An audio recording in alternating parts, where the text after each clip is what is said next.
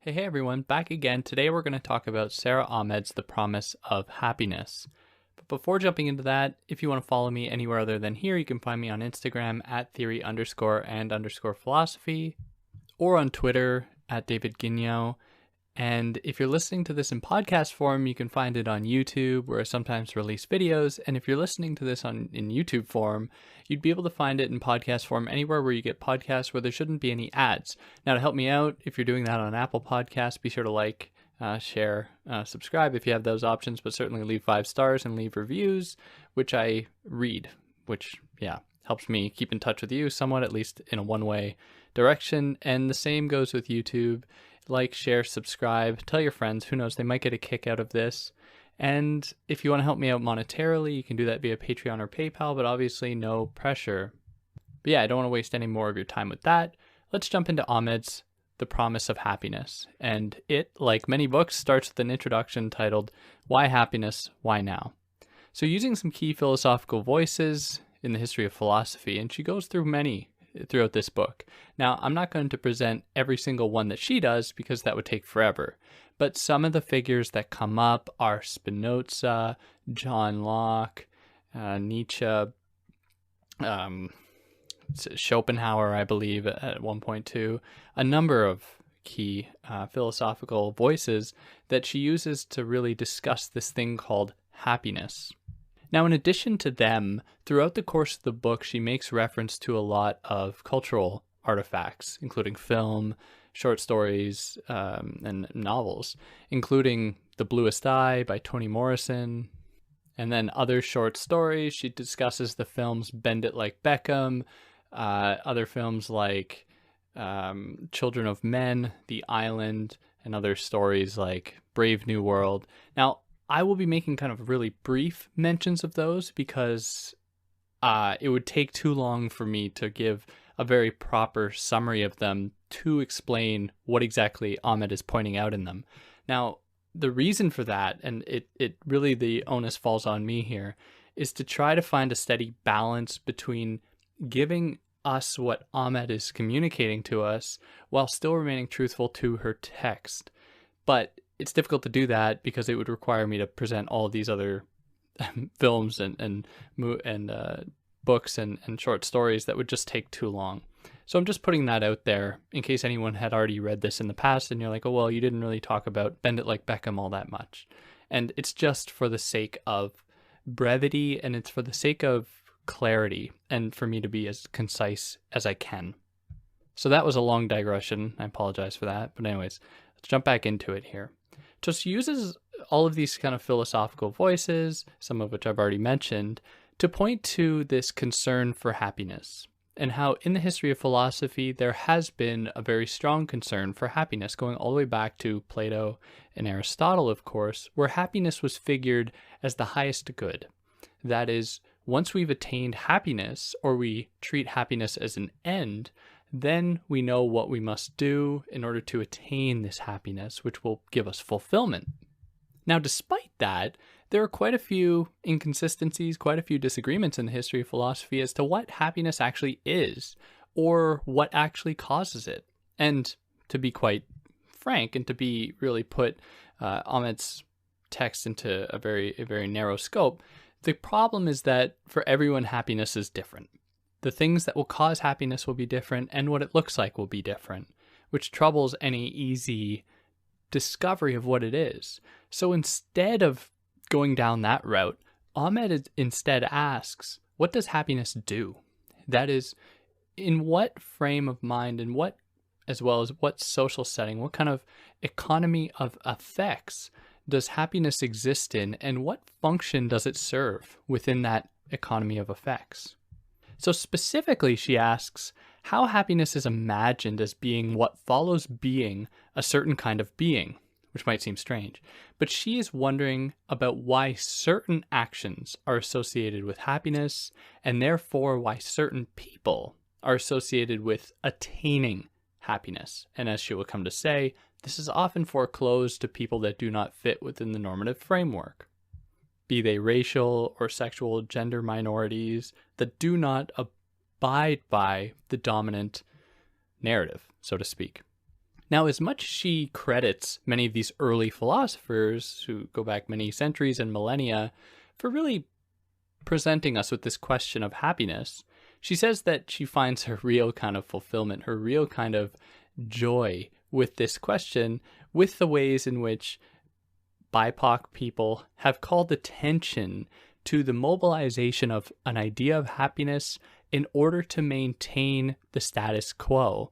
So, to put a rather regrettable term out there, there have been certain ideas propagated by, for example, the massive company Disney, of an idea called the happy slave that she evokes here. Or there's the idea of the happy housewife, which is an oxymoron. Of course, to be a slave means that you are denied the possibility for happiness.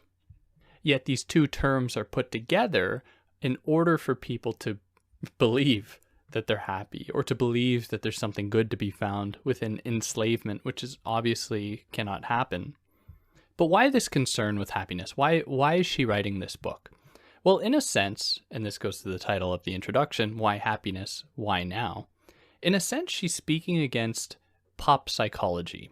So I'm sure that many of you have heard that at least some voice talking about, the positive effects of happiness, or the power of happiness or positivity or joy so that you can get what you want. How many motivational speakers use these tropes, these ideas, so that they can make more money by trying to convince people that there's an easy roadmap to both happiness and success. But there is a cultural turn that is a certain emphasis upon happiness that wasn't always the case. And of course, Ahmed is very aware of the fact that happiness isn't necessarily on the rise. It's a very difficult thing to measure, but it's hard to say that, we've been getting happier as a society. In fact, it seems like the opposite has been the case. So this concern with happiness, or this obsession with happiness, is certainly suspicious to Ahmed. Now, despite the fact that happiness probably hasn't been increasing, there are still efforts in what is called the science of happiness, the study of happiness, to try and make sense of happiness, whether it's increasing or decreasing through like polls or surveys, which is a very interesting phenomenon because it begs the question, how do you actually testify to your happiness? How do you actually communicate through a poll or a survey that you are in fact happy? Because a state of happiness requires a great deal of reflection, and it is one that can't necessarily be reduced to a poll or a survey. And this instead attests to the dominance of a certain mode of social scientific research that tries to find the easiest possible way to explain an event rather than to actually get at the heart of it, which would require a lot more than just polls or surveys. And especially so as cultural studies and psychoanalysis has shown us, people don't often say what is true to them.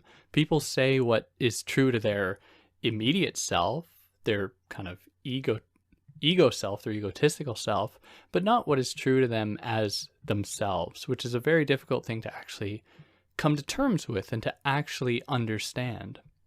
Where if you were to ask someone why they like something, let's say someone liked a certain food, for example, they were to claim that it gave them joy. If you were to press them on that and say, why, eventually you'll get to the point where they'll just say, just because.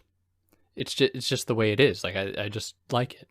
Almost as though our happiness is produced not by any kind of attainment of fulfillment, but it's almost like something that just happens. Like we are victims, in a sense, to happiness happening to us, which makes it all the more difficult to make sense of these efforts to understand happiness on a mass scale. Understand happiness as something that is actually increasing or decreasing for that matter. This, of course, hasn't stopped such polls and surveys being done that have shown that, for example, something like marriage is most likely to make people happy. And we hear this a lot in pop psychology. Insert your pop psychologist here who talks about how you have to get married and then everything will just fall into place, or you need to have the 2.3 kids and everything will fall into place, or you need to have the white picket fence and everything will fall into place, when it becomes kind of a self-fulfilling prophecy because many of the people that respond to these polls, many of the people that engage in such studies, are the ones that grew up being told time and time again that these were the things you had to do to become happy. Now, by extension, Ahmed says that these things aren't just associated with a kind of happiness that is in their capacity to make you happy. They then become associated with something that is good. And that fuels not only your individual kind of positive response to it, which we're going to interrogate as we go on, but let's just say for now, you have an individual response to something, a certain stimulus, the attainment of something that makes you happy.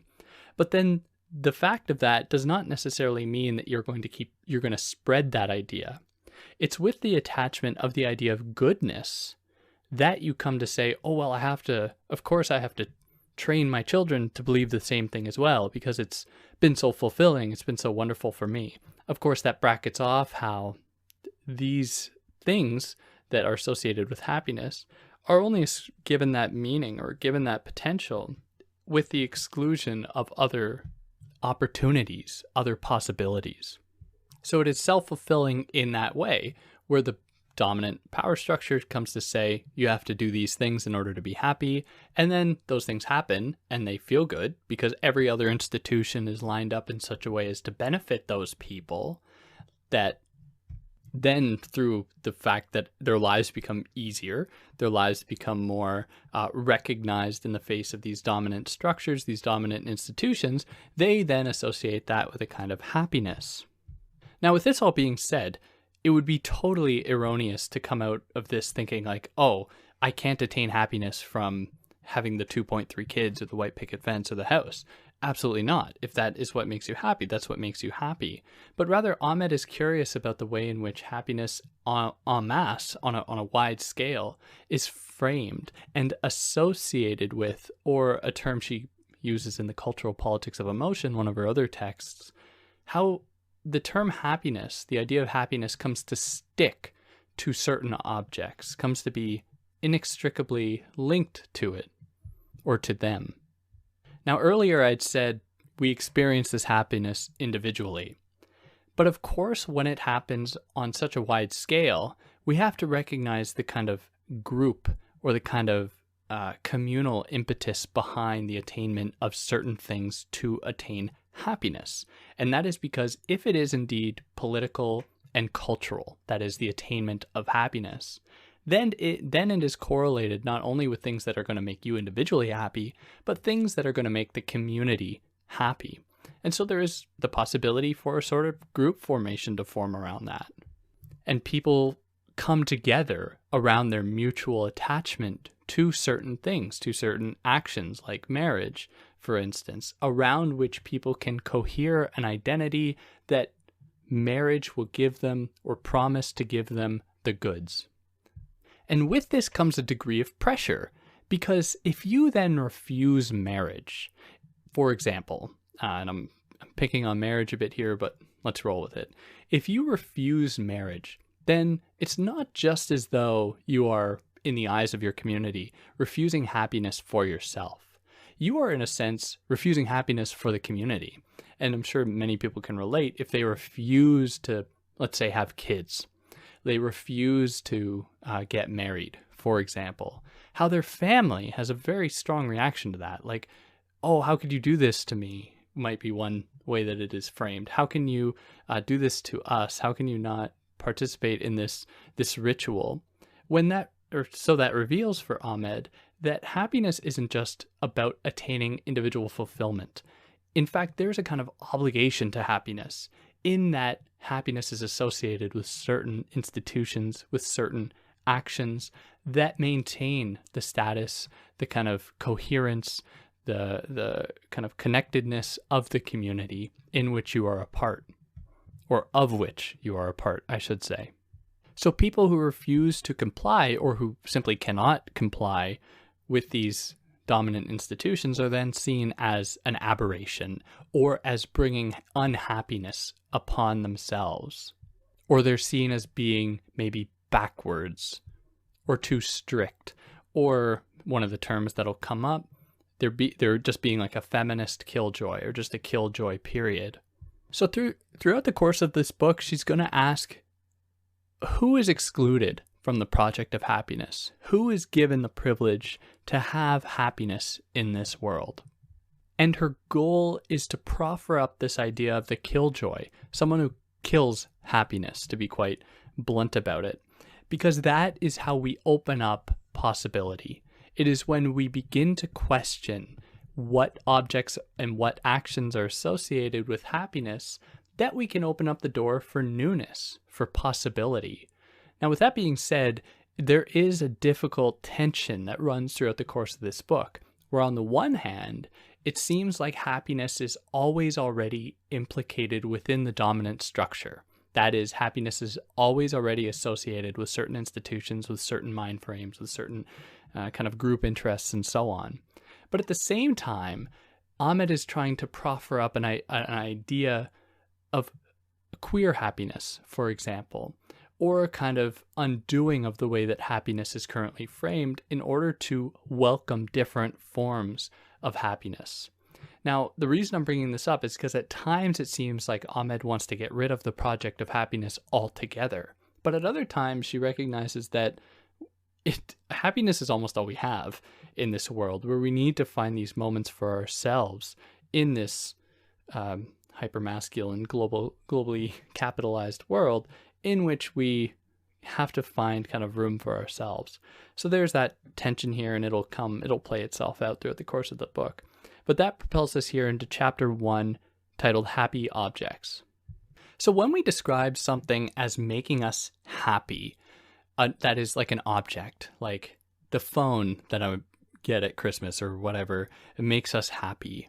What we are saying then is happiness is something that is outside of us. Happiness is associated with certain objects.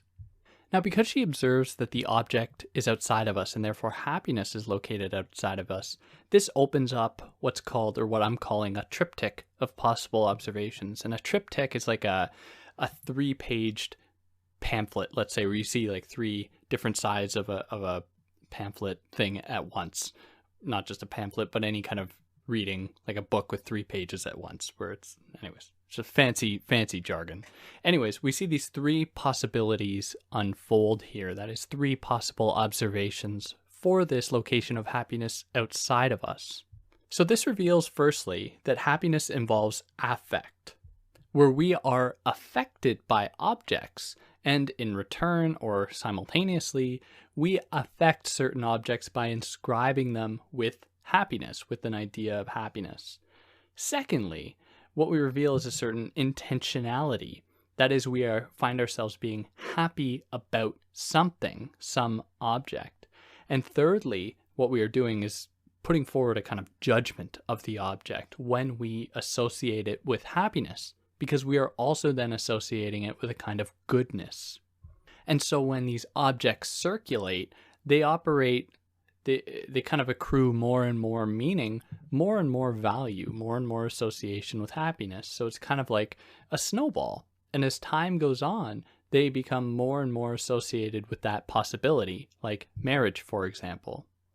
Or more generally, the idea of the family, which if we take the North American context or European context or many different contexts throughout the world, the idea of the family is kind of inextricably associated with the idea of the nuclear family. And if you happen to not be familiar with that term, what the nuclear family is the idea of there being 2 parents with children existing in some domicile, some house or apartment or whatever, most likely a house, at least that's the way that Hollywood has taught us it should be, without living with like extended family or any other possible partners in the house for the parents or anything like that.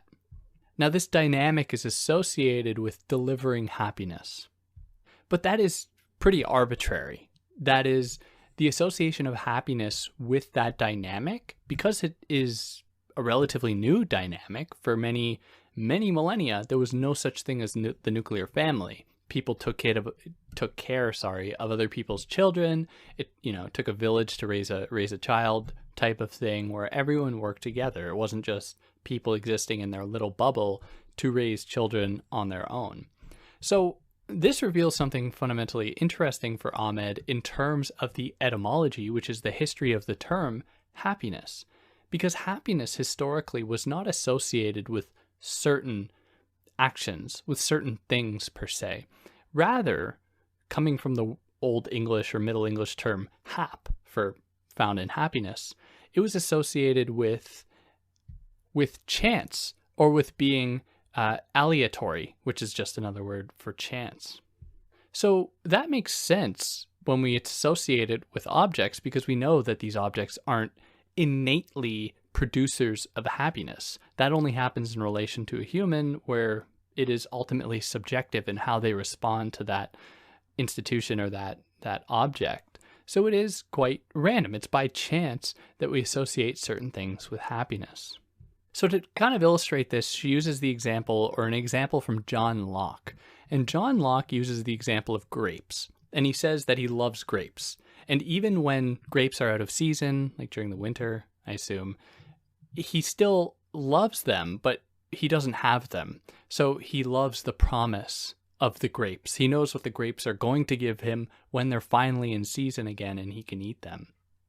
But then he says that if he were to undergo some kind of accident, if he were to be in an accident that made it so that he lost his sense of taste, he says then that he would lose his love for grapes because he wouldn't be able to taste them.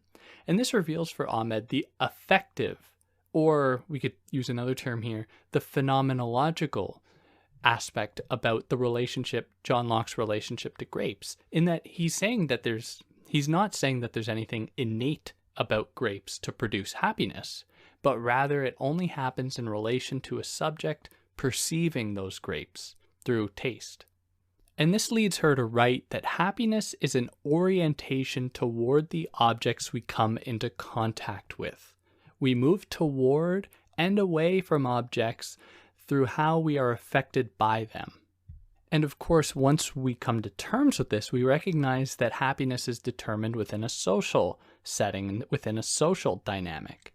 So she provides the example of how for so long, and still in very many places across the earth, homosexuality was viewed as something that was an aberration when it came to human sexual conduct. And so therefore, if anyone actually attained any happiness out of same-sex relationships, they were then expected to repress those happy feelings, or told those happy feelings were not in fact true. They were told that they couldn't happen, and they would subsequently, probably for much of history, believe it and just live in total shame of themselves and unhappiness. Now, the difficulty with this example that she doesn't really reflect on is that it kind of puts forward the idea that there is a kind of true happiness, that in this case, a homosexual coupling where someone wants that reveals an innate happiness that somehow transcends the social dynamic in which that person is found, as though somehow it's not as though people are just determined by their social setting, because there are these kind of innate desires people have.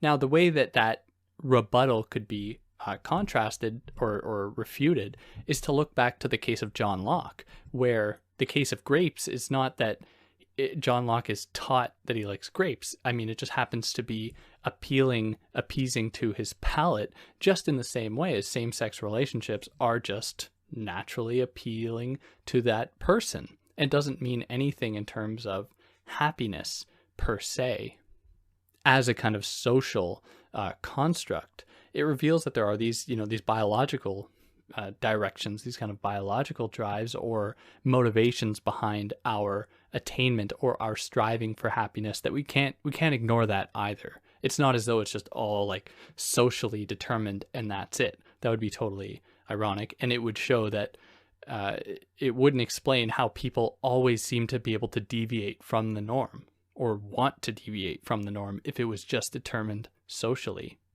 So being turned toward an object, toward a type of relation, toward a type of action means not only you're being turned towards that, but as I think I've already made clear enough, it's being turned towards a certain community as well, towards a series of objects, toward a series of possible relationships and actions around which, or that are found or that gravitate alongside or around that object that is associated with happiness. So for example, in the case of marriage that is associated with happiness, then comes the idea of the nuclear family. Then comes the idea of having the 2 cars in the garage. Then comes the idea of earning a certain income. Then comes the idea of, or no, I don't mean then as though it happens chronologically like that, but all of these things kind of gravitate around one another. But this reveals something fundamentally interesting about this reality about happiness, in that we associate a thing with happiness before we even experience it, before our individual selves come in contact with it. We associate happiness with the family or with marriage before we've actually done those things, which is kind of mysterious given that happiness is often framed as that immediate satisfaction with a thing, not necessarily a thing that hasn't happened yet. So the promise of happiness, that is associating certain things with happiness, is almost as potent as the realization of happiness. And it is because of this that something like disappointment is very possible and very likely, because we're told from a young age that certain things are going to make us happy. That is, we build them up and build them up and build them up, and we have the promise of happiness. And then once we've attained it, we might feel empty. It might not deliver the thing that we expected. And so we are left with a state of absence. And that might actually motivate us never attaining that thing, or never actually realizing or coming in contact with the thing that was promised to make us happy, because we're almost scared that the truth will be revealed that the thing is not going to deliver for us. And this comes out of the psychoanalytic work of Lacan, Zizek, that we would almost prefer not to realize happiness because there's more, or it's safer to engage only with the promise of that happiness. Now, thus far, we've been talking about happiness almost as though it's this blanket term that encompasses all possible things within a certain social setting. So for all people, we attach the same meaning to the same things in terms of happiness. But Ahmed just kind of says it that way to lay the groundwork. And then she pulls the rug out from under us to say, like, well, we have to acknowledge that for different people in different settings, belonging to different classes, genders, races, happiness might be framed differently. But she hones in on the idea of class, and that people in the upper classes have, or believe themselves to have, a more pure understanding of happiness than the lower ones. And this goes all the way back to like Aristotle. So we get this kind of paraphrase of what Aristotle was on about, and that is that for Ahmed, a happy life, a good life, hence involves the regulation of desire. It is not simply that we desire happiness, but that happiness is imagined as what you get in return for desiring well. So there is, in this case, and we get this in Aristotle, a distinction between proper and improper happiness, or proper and improper desire. So kind of immediate bodily satisfactions are not considered desirable, truly desirable. That is, for Aristotle, they won't actually lead to virtue, being one of his kind of key terms. Whereas more contemplative, that is a thinking subject, a rational subject, will be more open to the right kind of happiness and the right kind of desire. So let's think about this in terms of class for a second, where the lower classes, who have to, essentially they live from hand to mouth, from paycheck to paycheck, experience the world more immediately, to be very general about it, in that they have to just live for the moment because there's no promise of the future. Whereas people who have a great deal of disposable income, have job security and all that, have the capacity to put their immediate needs to the side because they have all those things guaranteed. And then they can think about more, what I will just kind of brazenly say, more virtuous things that are more aligned with the dominant cultural understanding about what a meaningful life is, so they can contemplate their own life. They can contemplate maybe philosophy, or they can indulge in various musical interests, what have you, things that are only culturally associated with a kind of higher mode of being that isn't so pedestrian or isn't so basic. Now, it still cuts across both our certain interests, certain beliefs in certain institutions, like the family, like marriage, for example. And there are more, of course. Now, when people refuse or are incapable of abiding by that, then certain punitive mechanisms, certain punitive institutions kind of rear their heads or perk their ears at the sight of someone failing to abide by these dominant structures, and they step in to realign or correct them. And that puts us here into chapter 2 that is titled Feminist Killjoys, who are, in some sense, one of these figures that do not abide by the dominant framework.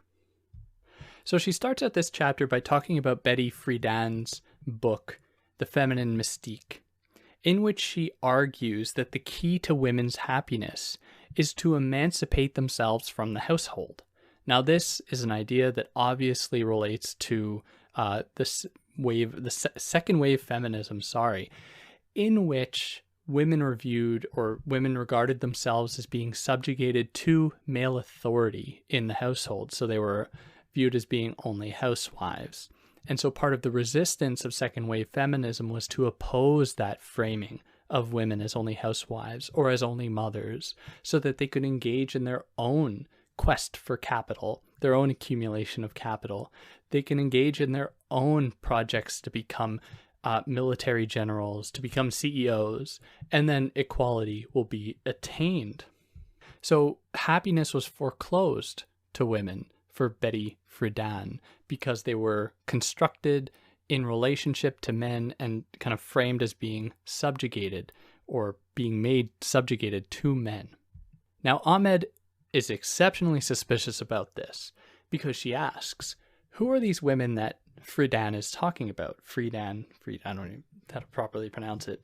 Who are these women that Friedan is talking about? For the most part, they are upper class white women, where Friedan doesn't seem to reflect on the fact that if there is this exodus of women from their homes, that it'll often be brown and black women that are going to pick up the pieces in the homes, where they will be hired as cheap labor to then keep the home going. Now, Ahmed doesn't make this counterpoint to say that women should stay in the homes. Like, absolutely not. She's instead suspicious of this attachment of happiness to this movement of women from the home, because as we've already pointed out, happiness does not exist in isolation from a certain social dynamic. So this allowance of happiness to these white upper class women was contingent upon the proportionate yet inverse proportional unhappiness of women, or inverse proportional happiness of brown and black women in the same measure, because they are going to have to pick up the pieces. So upon whose backs is happiness allowed? Who suffers when happiness is attained? Now, on the flip side, of course, you had those reactionary women who were like, no, I want to stay in the home because I want to raise my children, which is absolutely fine. There's nothing wrong with that.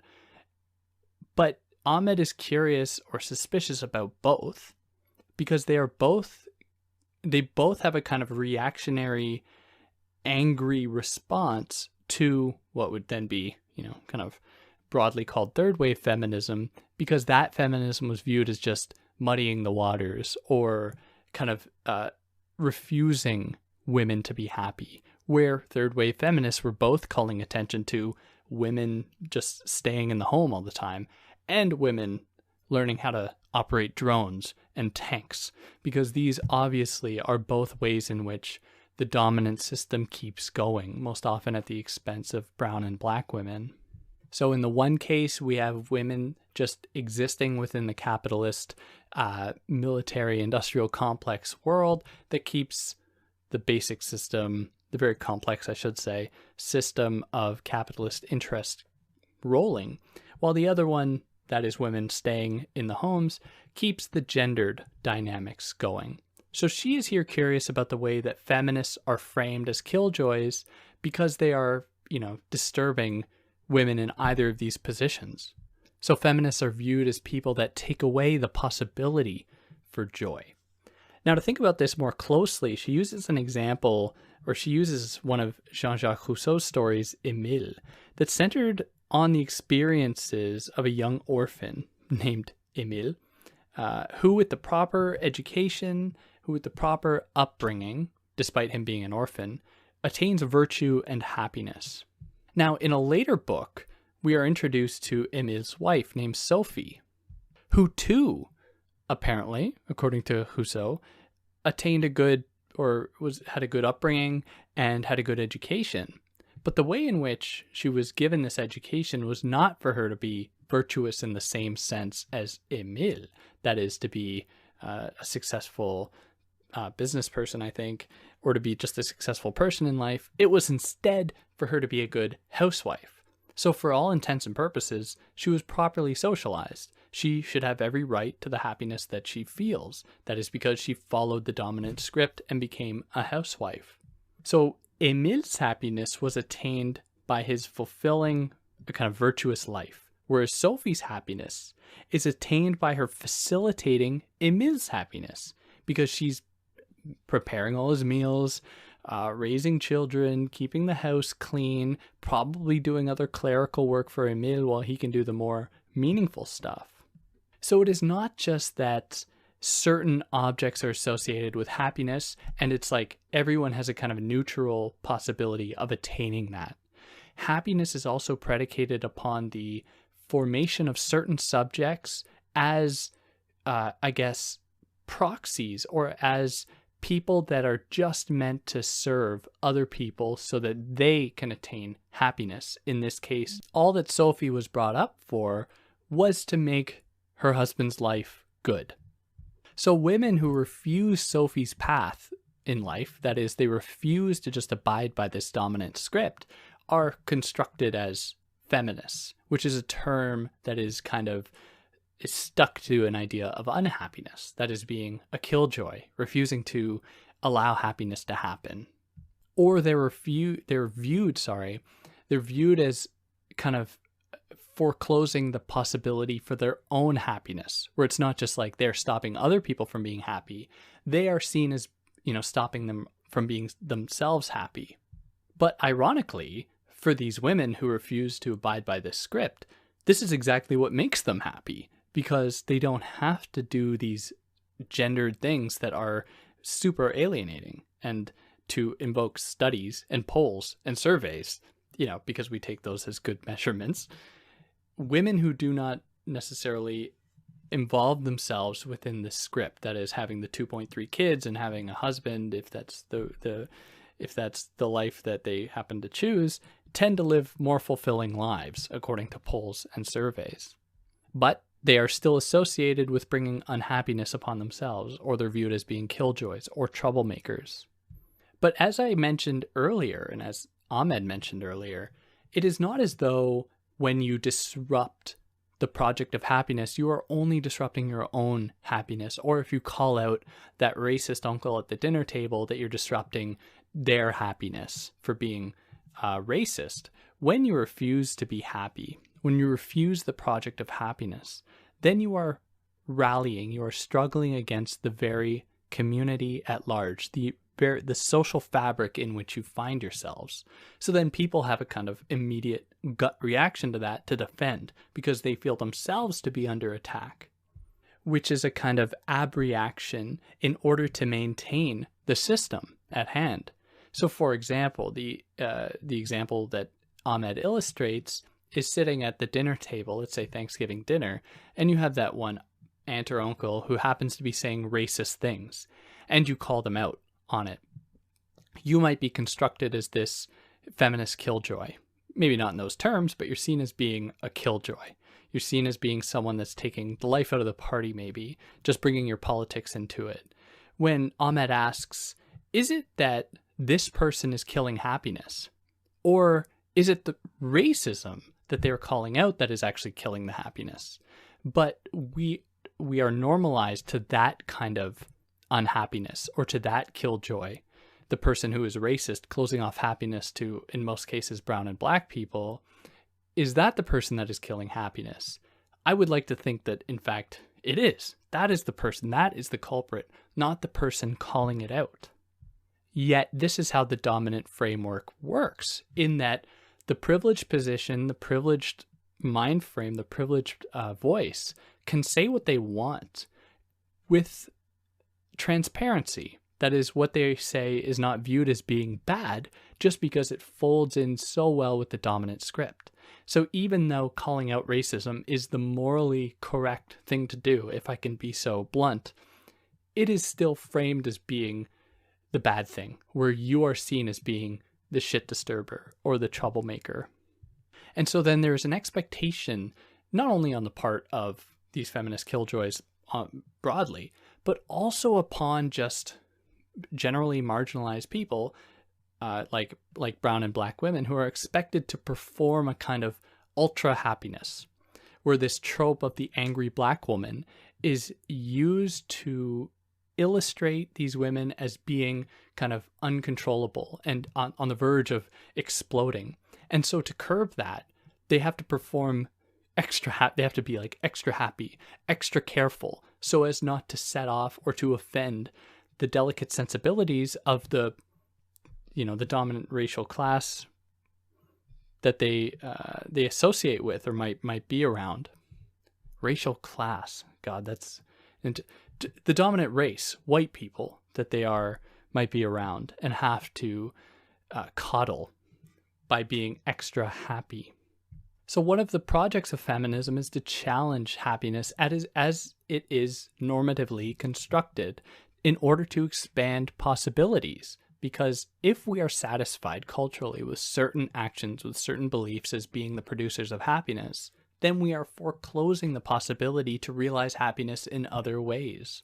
And this plays out in any number of ways, where if we take the distinction, and she uses some examples to illustrate this, between stories told by white women about empowerment versus, in some cases, black women about empowerment, what we see is that empowerment for white women is often framed as a leaving of the family. You must leave the family in order to be happy. And Ahmed's not passing any judgment on that. Like that would be a good thing. And you have to do that. In order to do that, you kind of have to be unsympathetic about it, because otherwise you'll just return into that fold, into those gender dynamics. Now, in the case of black and brown women, often empowerment is associated with a return to the family. And this is a product of the fact that historically, black and brown women were deliberately taken from their families. Or in the case of Indigenous women, to use a specific example in Canada, the way that the law was framed, I think still is framed in Canada, was that if an Indigenous woman happened to marry a non-Indigenous man, she would then lose her status as an Indigenous person. So there are all these mechanisms in place that were meant for brown and black women to lose their status, to lose their relationship with their families. And this happens through intergenerational trauma and so on and so forth, all these kind of neo-imperialist strategies to keep the project of European whiteness going. So this example really illustrates the way that, happiness for different people is different.